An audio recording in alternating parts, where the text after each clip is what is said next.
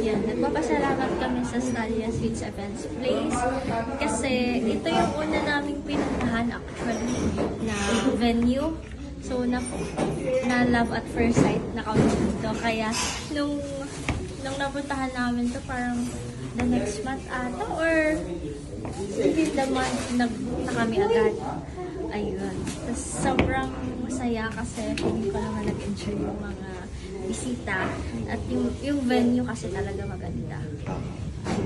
Tsaka package na siya, less stress na din sa amin. Yun naman yung hamon namin, kaya kami naghanap talaga ng package. Kaya feeling ko naka-jackpot. Kasi nakita namin itong Stalia Sweets Events Place. Kasi bago lang siya eh. Dito sa QC.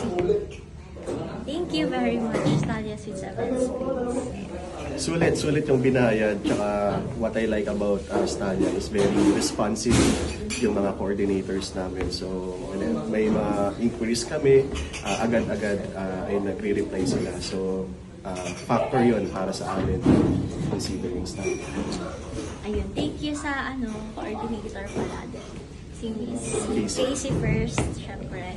Tsaka nung on the day na si Miss Haven, tsaka si Miss Kimi. Thank you very much. Thank you. Thank you.